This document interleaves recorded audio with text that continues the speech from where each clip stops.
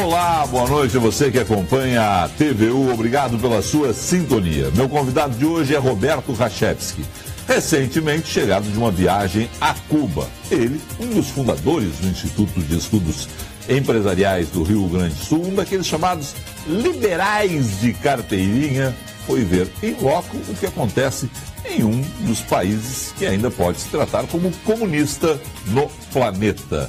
Claro, também vamos falar sobre outros assuntos. O olhar de um liberal sobre Cuba, a partir de agora, no 21h30, que está entrando no ar no canal 55, UHF 11 da NET, em tvuplay.tv.br ou através do nosso Facebook, facebook.com/tvuplay. Fique conosco.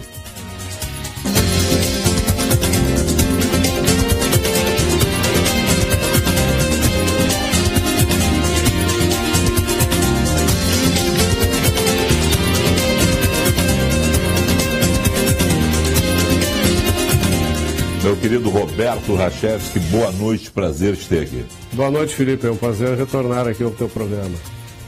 Um grupo de amigos, as melhores viagens, atenção mulheres, vocês vão achar muito machista essa minha declaração, mas as melhores viagens são essas de grupos de amigos, rapaz, elas rendem, né? Rendem boas histórias. Um grupo de amigos se reúne, todos liberais, dá para pensar assim? Sim, todos liberais, amigos de muitos anos. Fizemos uma viagem focada para conhecer efetivamente esse país que poderia ser fantástico, né? Que é Cuba. Passamos 4 dias em Havana e 3 dias em Varadero. É a viagem normal, uma semana a Cuba, 4 dias Santiago de Havana, 3 dias... Mais do que isso é totalmente desnecessário, a não ser que você queira... passar mais tempo num país quase que totalmente destruído, se quiser conviver com uma população que sofre, né, a opressão do seu governo, a carência de produtos, a falta de comunicação com o mundo. Quem quiser ver realmente o horror, Cuba ainda é um dos lugares bons de se visitar. Alguém pode dizer assim, pô, Felipe, eu devia trazer um contraponto. Só deixa eu lembrar o seguinte, várias pessoas que já passaram por aqui ao longo desse ano falaram muito bem de Cuba. É uma visão sempre muito, eu vou usar o termo, romântica de Cuba.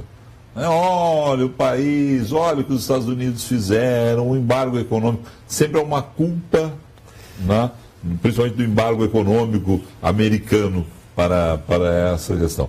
Vocês conseguiram conversar com pessoas livremente em Cuba, avaliar essa questão do embargo econômico? Como é que... Olha, nós fizemos uma viagem bastante informal, né? Nós visitamos uma escola de ensino fundamental. Chegamos na escola, nos apresentamos para a diretora da escola, ela teve o prazer de nos apresentar ao colégio, o colégio que ela dirige. Conversamos com os alunos que lá estavam. Aí as imagens, ó. Chegaram a filmar isso aí, né? Sim. São as crianças ali.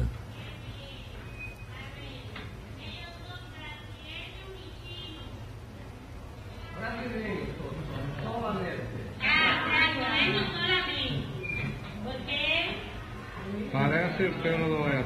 O que você falou ali? É porque entre os meus amigos haviam 2 de origem chinesa, né? De descendência chinesa, e a diretora apresentou eles como chineses. E eu disse, parecem, mas não são. Né? Tá certo, tá certo. E a escola, a gente vê assim que é uma escola normal, tranquila, né? Como a gente tinha aqui no Brasil há muitos anos atrás. Um ensino clássico, né? Sem nada assim excepcional. Tecnológico, sem nada. Classes, cadeiras, cadeiras, muita doutrinação, né? É visível o culto à personalidade dos ditadores cubanos, né? Ensinam matemática, espanhol, normalmente, como a gente pode ver lá. Falta muito material, a escola é precária, A própria diretora diz que realmente faltam muitas coisas. Eles recebem muitas doações, muitos presentes, né, de quem os visita.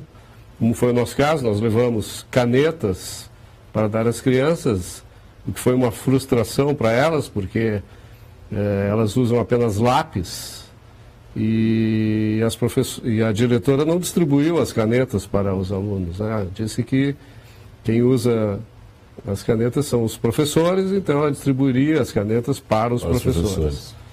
E nos disse ainda que os turcos, como ela falou, haviam visitado a semana anterior e distribuído canetas, lápis de cera coloridos, né, para as crianças. Estavam muito felizes. Aí, inclusive, perguntou aos alunos o que os turcos trouxeram a semana passada, e todos eles responderam automaticamente, mostrando, né, a caixinha de lápis de cera, o presente que foi dado. Né?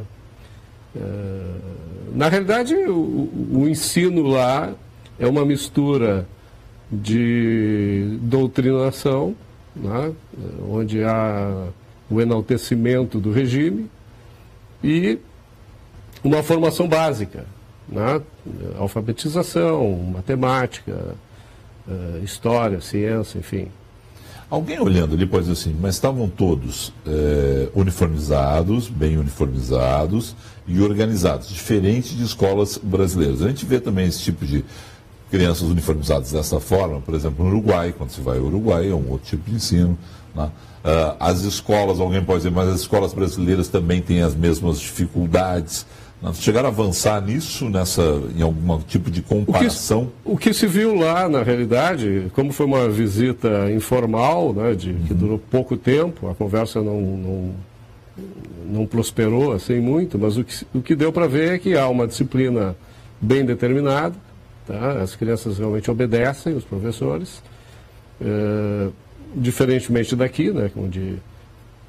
Há uma quebra de hierarquia hoje na sala de aula. Há uma indisciplina generalizada. Né? Não há assim, uma estrutura que permita com que o professor controle, né, os alunos de uma maneira mais adequada. Né?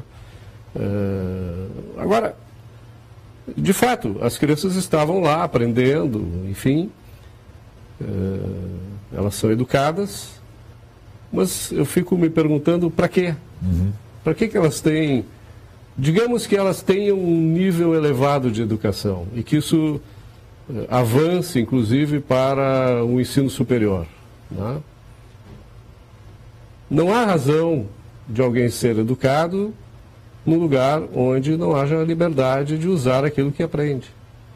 Para que as pessoas querem aprender e lidar com a realidade, conhecer as coisas do mundo, para aprimorar a sua maneira de viver?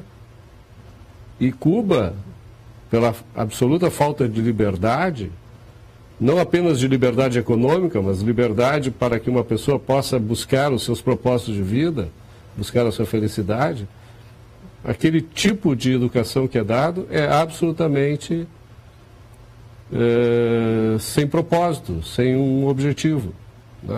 Ou seja, o governo determina qual é o propósito das pessoas e educa-as da maneira como ele acha que é mais conveniente. E as pessoas não têm a liberdade necessária para colocar aquilo em prática. Tanto é que, e isso a gente conversava nos restaurantes, no hotel onde nós ficamos, nos táxis, enfim, na própria rua, nos mercados, né, onde os produtos eram vendidos, você encontrava engenheiros, médicos, pessoas assim com uma formação mais elevada, fazendo coisas básicas, né, como trabalhar como camareira, ou trabalhar como motorista de táxi. Quer dizer, não adianta a educação onde não há liberdade. É um desperdício absoluto. Alguém pode lembrar aquela frase do Fidel, que ficou mundialmente famosa: milhões de crianças vão dormir nas ruas hoje, nenhuma delas é uma criança cubana. Essa situação das crianças fora da sala de aula, fora do ambiente da sala de aula, qual é hoje lá? O que vocês conseguiram visualizar? Olha, me fizeram essa pergunta: você viu crianças nas ruas? Uhum. E eu perguntei, em resposta, qual é o conceito de rua que a pessoa tinha em mente.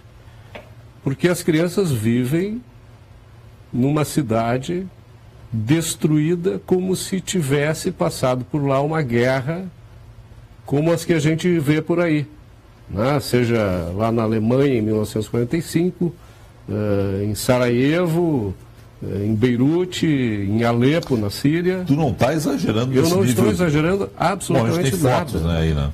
Eu trouxe fotos que eu fiz no meu iPhone, sem filtro, com a permissão das pessoas, e é uma tristeza, é um horror. A cidade de Havana é uma cidade que já foi esplendorosa até antes da Revolução Cubana, e com o tempo se deteriorou de uma maneira. As pessoas moram em cortiços, sem saneamento básico, com racionamento absoluto de água e energia. A comida é rara, é escassa, quando não é deteriorada e pode fazer mal à saúde. Então, as imagens que a gente vê aí são imagens reais, que a gente se pergunta: que diferença faz tu morar na rua ou tu morar num ambiente agressivo e opressivo como esses? Placa aquela ali, genuína demonstração de democracia. Aquela placa eu fotografei quando nós paramos no pedágio entre Varadeiro e Havana, que divulgava as eleições municipais que ocorreram no domingo passado, em 26 de novembro. Tá bem. Interessante, né? Porque ali me chamou a atenção. Aí é o quê? Aí é... Isso é uma padaria. Mas aí ainda é Havana. Aí ainda é Havana. É Havana. As fotos basicamente são de Havana. Tá. Vê que a arquitetura de Havana é riquíssima, né? Vários estilos se encontram, né? São estilos ecléticos, tanto neoclássico, Art Deco, Art Nouveau. A cidade, ela lembra muito a cidade de Madrid. Uhum. E poderia ser, se não tivesse vivenciado o comunismo por tanto tempo, uma cidade tão rica quanto Santiago do Chile, por exemplo, né? Bom, a gente pode mostrar ali as fotos. Só, Roberto, ainda dentro da situação daquelas fotos ali, tem algumas delas com grades. Na questão da segurança pública, qual é hoje lá? Porque também muitos daqueles com quem eu converso, e sabe como é que é? Eu não sou de ficar polemizando com o entrevistado, não sou de ficar debatendo, mas muitos chegam e me vendem uma imagem de uma cidade absolutamente segura. Né? E aí eu vi ali grades.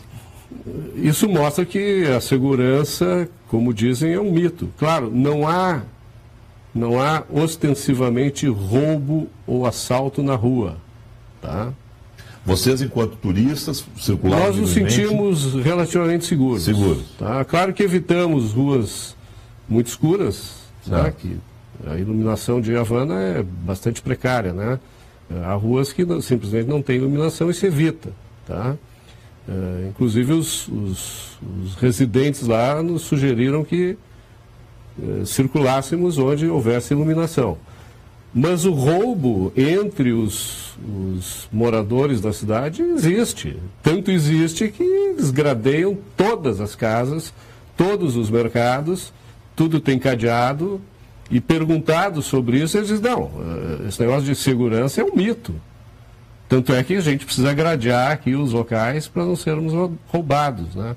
Já que o acesso aos bens é muito difícil. E na menor oportunidade, ninguém lá tem o pudor de deixar de roubar quando tem necessidade. E necessidade é o que mais existe, né? A carência é absoluta. A situação de vocês circularem lá, vocês foram como turistas, um grupo de brasileiros, turistas, sim, amigos. A circulação foi tranquila para vocês? Ou vocês tiveram algum momento que, em função das perguntas que vocês estavam fazendo, das curiosidades, dos locais que estavam visitando, lá, vocês foram, abre aspas, identificados, opa, Yankees ou alguma coisa desse nível, assim, né? Porque circularam livremente? Circulamos livremente, não há nenhum problema quanto a isso. Na realidade, Cuba está abrindo-se um pouco mais para o mundo. Tá. Isso é um fato, né? Desde que Fidel morreu, ou até um pouco antes, Cuba começou a liberalizar uma série de leis e ações para fazer com que ela se relacionasse com o mundo de uma maneira melhor. E o turismo, obviamente, é uma das maneiras de fazer com que haja receita para a ilha, né? Até por sinal, deixa eu abrir um parênteses aqui, tem um paradoxo aqui tremendo, porque nós ficamos no melhor hotel de Havana, né? Foi inaugurado recentemente, em julho passado, um hotel da rede alemã Kempinski, espetacular o hotel. Claro, com algumas carências na parte de alimentação, serviços e tal, mas se vê... Um prédio maravilhoso. Não, se vê um esforço muito grande do servidor do hotel em prestar um atendimento adequado. Mas realmente, muitas vezes, tu percebe no café da manhã, por exemplo, a falta de ingredientes, né? Ou ingredientes precários. Tá? Mas o pessoal fala várias línguas, é fluente, interessado, simpático, e ganha muito pouco, né? Ganham $20 em média por mês, né? Agora, o que acontece? Quando o prédio onde o Hotel Kempinski está instalado, ele foi construído entre 1892 e 1917, tá? Era uma galeria comercial, tipo uma galeria Lafayette, assim, na França. Uma das galerias do centro de Porto Alegre, ponto. Vamos pensar assim, uma galeria do centro de Porto Alegre, de grande porte. Com 5 andares. Perfeito. E ali, um quarteirão inteiro. E ali instalaram... Ali instalaram o hotel e na parte térrea um pequeno shopping center com lojas de grife internacional. Certo. Para o turista ver e frequentar, porque não é eles que vão... Obviamente, né? Quem ganha $20 por mês... Não é eles que vão conseguir. Pode comprar 2 charutos na loja da Coíba, por exemplo, que está lá no hotel. O que acontece? Esse hotel, ele foi reformar, a galeria, essa que estava totalmente degradada, foi reformada ao longo de 5 ou 6 anos por uma companhia francesa para servir de sede do hotel, né?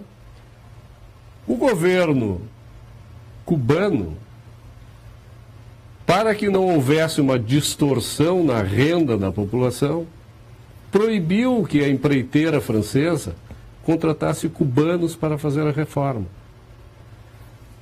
Os franceses, então, contrataram centenas de indianos, pagando cerca de $1.200 por mês, para que eles viessem da Índia trabalhar em Havana para poderem reformar o hotel. Ao invés de pagar $1.200 para trabalhadores cubanos, fazer esse dinheiro circular dentro do país, pagaram para indianos para não criar problemas. Como é que eu vou pagar $1.200 para um, quando os outros ganham $20? E também por causa do conhecimento técnico, né? Da capacidade técnica de fazer aquilo que seria necessário para a reforma daquele prédio. No hotel também, o que a gente identificou, e nós conhecemos aqui através do Mais Médicos, né? Uma camareira, por exemplo, que trabalha... uma relações públicas que trabalha no hotel, ela recebe do governo cerca de $20. No entanto, a rede Kempinski paga para o governo de Cuba $600.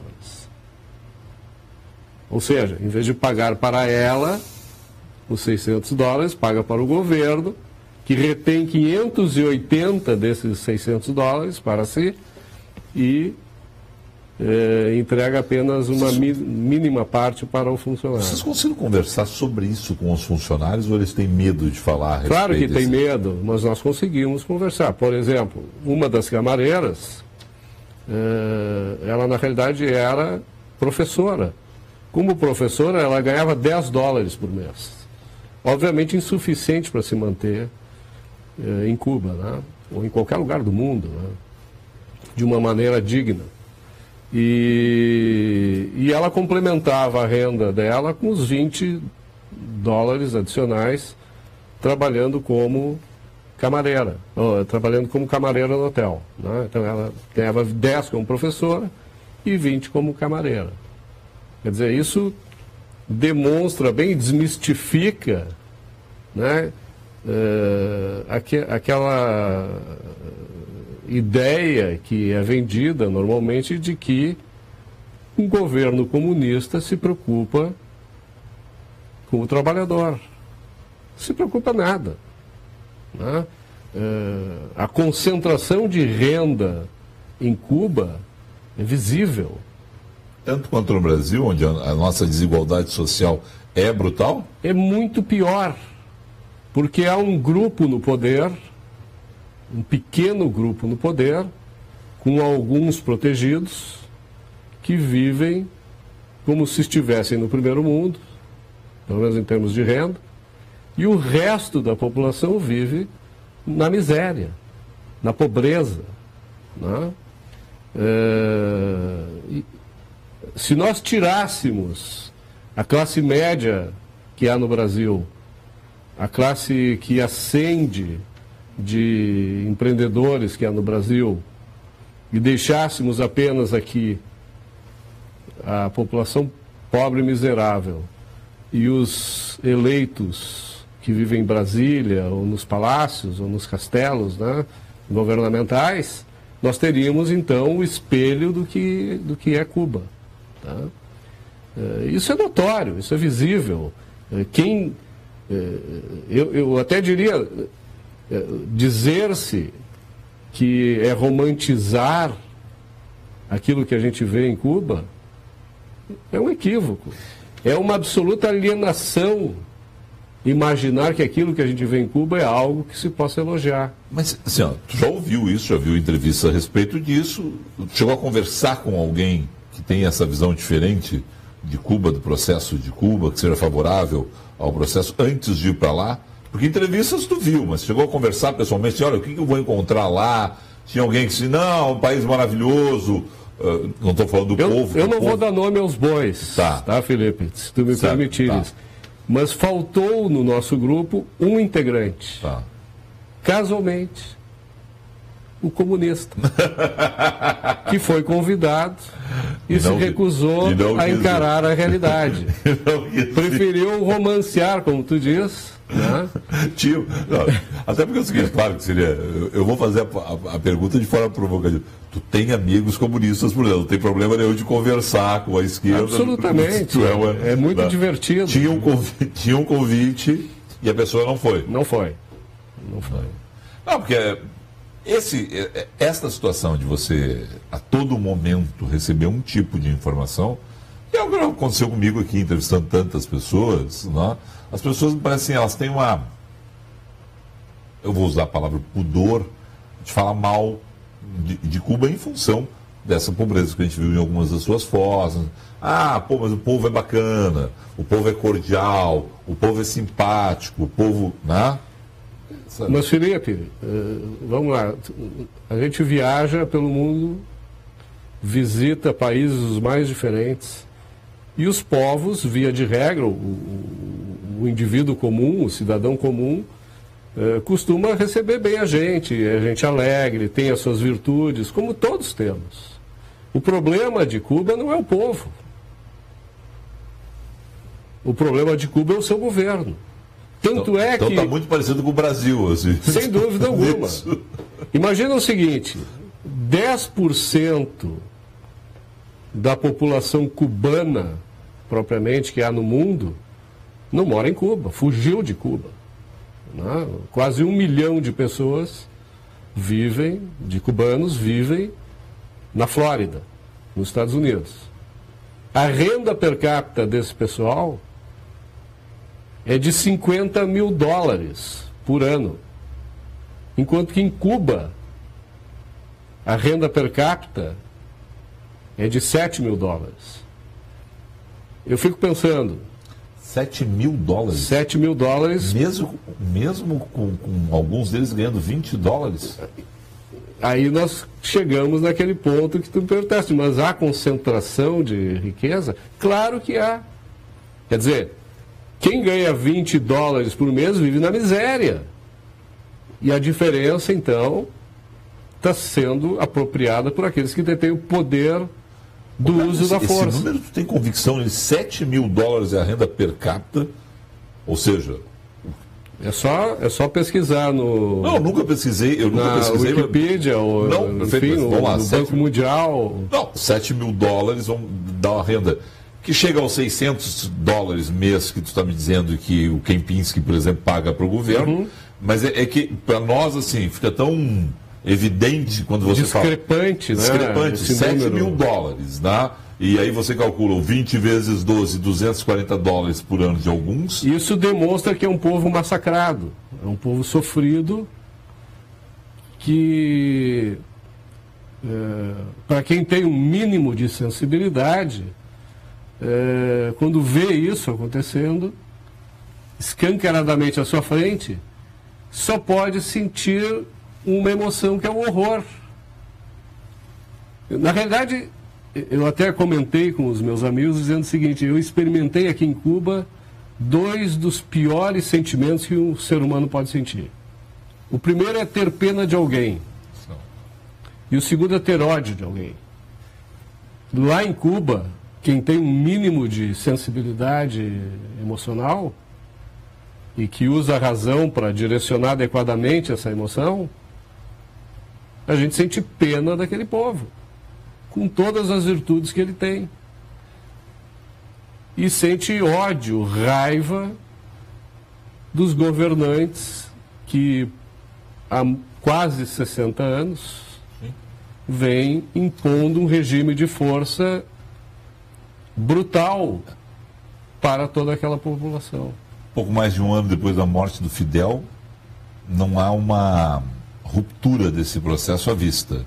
Desse processo, assim, o Raul Castro está no poder, pelo que vocês viram, conversaram, observaram, não há nada que aponte-se, bom, há um movimento lá que pode desencadear uma mudança. Na realidade, isso já existiu, isso já aconteceu. Tá? Desde 2011, de uma forma assim, mais determinante, o governo cubano permite a existência da propriedade privada. Sim, vai fazendo movimentos de distensão. Exatamente. Na economia. Permite que haja um certo grau de empreendedorismo. Né? Microempresas de uma pessoa só, com um estabelecimento apenas, limitadas a um determinado volume de faturamento, podem existir em Cuba. Já há carros que são propriedade privada. Antes os carros eram todos eles propriedades do governo. Né? Já há táxis que são propriedade privada e há táxis que ainda são propriedade do governo. Então, já há uma certa distensão. Né? Agora, o governo estava pensando em oferecer mais liberdade para o acesso à internet, que é algo que só os turistas têm, efetivamente. Né? Os poucos cubanos que têm acesso à internet aproveitam-se da benevolência dos visitantes em ceder, vamos dizer assim, as tarjetas, né, de acesso à internet que são vendidas nos hotéis para que eles possam fazê-lo. Né? Inclusive eu tenho fotos aqui, caminhando ali por Havana Vieja, eu vi um grupinho de pessoas parados na frente de um hotel, inclusive uma mãe e um filho. Aquilo me chamou a atenção, eu cheguei mais perto e fotografei em sequência a maneira como eles se comportavam. E percebi que o que eles estavam fazendo era, na realidade, acessando a internet para poderem conversar com um parente que estava fora de Cuba. A felicidade daquelas pessoas realmente faz com que a gente se emocione, né?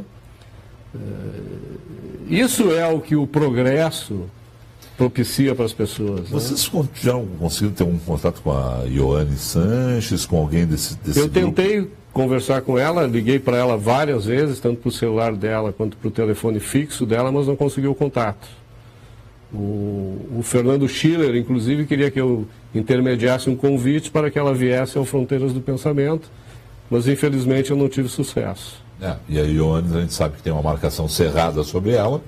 Ela é vigiada diariamente. Ela é vigiada. E mesmo nas viagens fora, o que fizeram com ela no Brasil foi uma coisa horrorosa, né? Porque fizeram uma marcação em cima dela, na viagem dela ao Brasil também, que como se ela fosse um ser de outro planeta e estivesse contando mentiras. Foi a tentativa de censura, uma reprodução daquilo que os cubanos que estão no governo fazem e os que não estão no governo sofrem no dia a dia. Estou conversando com o Roberto Rachevski esta noite aqui no 21h30. A gente vai a um rápido intervalo comercial. Volta em instantes.